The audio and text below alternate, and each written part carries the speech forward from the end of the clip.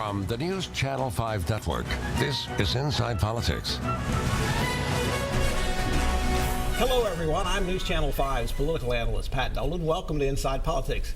It's become well known and documented the important role that young African-American students here in Nashville played in the leadership and development of the civil rights movement back in the 1960s.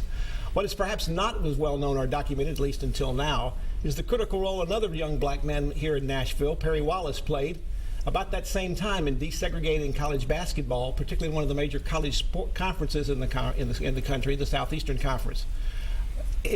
Our guest today on Inside Politics is Andrew Maraniss. He's the author of Strong Inside, Perry Wallace and the Collision of Race and Sports in the South. He's our guest today on Inside Politics, along with the subject of his book, Perry Wallace, who's now a law professor at American University in Washington, D.C. Gentlemen, thank you so much for coming on today, both of you.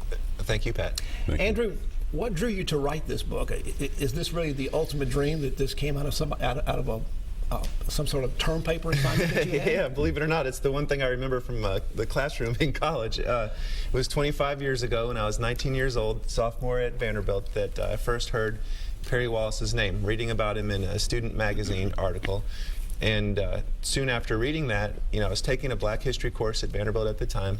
I called up Perry, who was a professor at the University of Baltimore, and interviewed him for a term paper.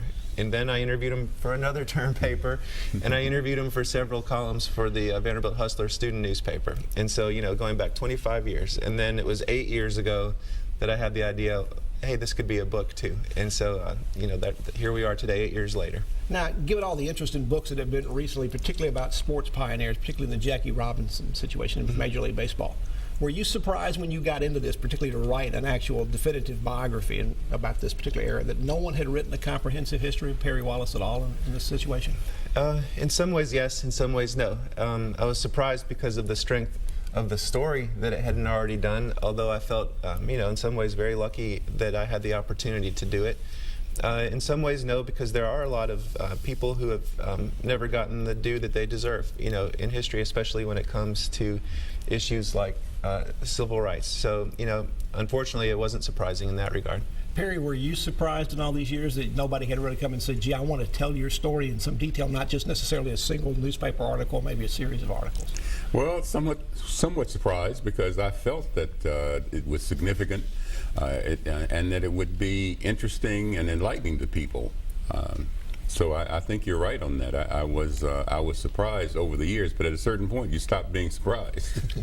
Perry, the book indicates that you weren't born with a basketball in your hand. In fact, it sort of indicates you didn't start even playing basketball or even dribbling a ball until you were 10. Mm-hmm. When the ball got in your hands, did something just kind of click and suddenly became one of your most important things in your life, along with, I understand, playing the trumpet? Well, I liked it.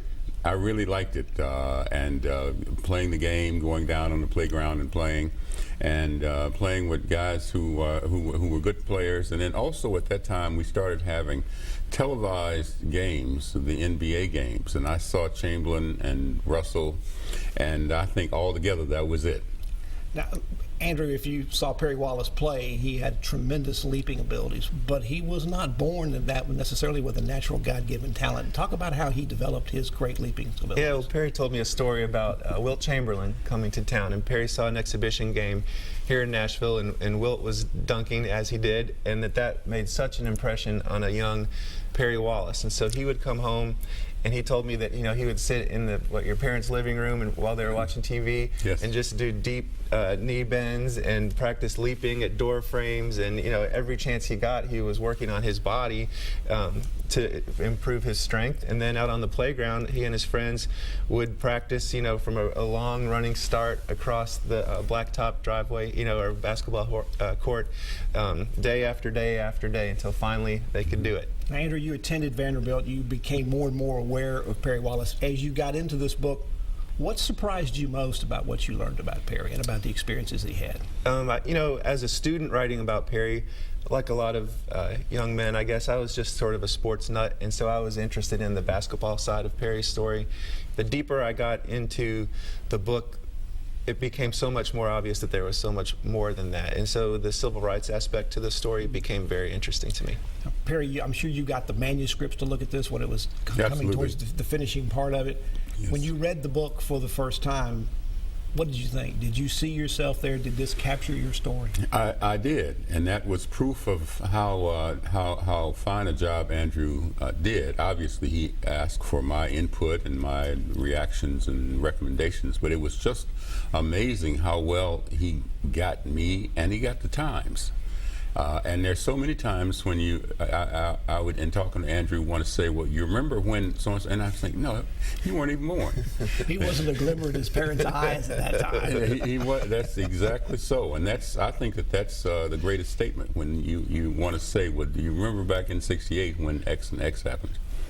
Well, does this bring back good memories for you, but also some not so good memories? You had a very difficult time in those 4 years at Vanderbilt, not only when you were on the court and on the road, but even when you were on campus. Oh, absolutely. Good times and bad times. But, surprise, surprise, surprise about life, where even in the best of circumstances, you're going to have good times and bad times. And if you look back, and especially if you look back to help in the creation of a product that is factual, that tells the truth, then you have to accept that. But there were times when I was really taken aback, and I struggled a bit with some of these stories. The book talks a lot about some of the road trips you made within the conference, when you, particularly the Mississippi State trip when you were a freshman, and then also at Ole Miss. Sure. You got hit in the Ole Miss game in the eye with an elbow. No foul was called. You were bleeding, taken off the court. You had to come back by yourself almost in the second half. You did help Vanderbilt win that game. But as you've gotten older, do you still have flashbacks about those things? Do you dream about that or have nightmares about that at night? Does it still live with you, or have you kind of managed to find a way to come to peace with it and it's kind of moved on within your life and your psyche? The latter. Now, what happens is that, and that's one of the reasons that we wanted this book to be an educational piece for people about many, many different challenges that you may have very, very tough experiences and traumatic ones, but the idea is that you got to go to work on them. You can't do it if you don't face them. So you can't run away from them because they come back in your dreams, and but you work on them, work them through, and then what happens is that it's all right. I don't have any nightmares or anything else about that experience.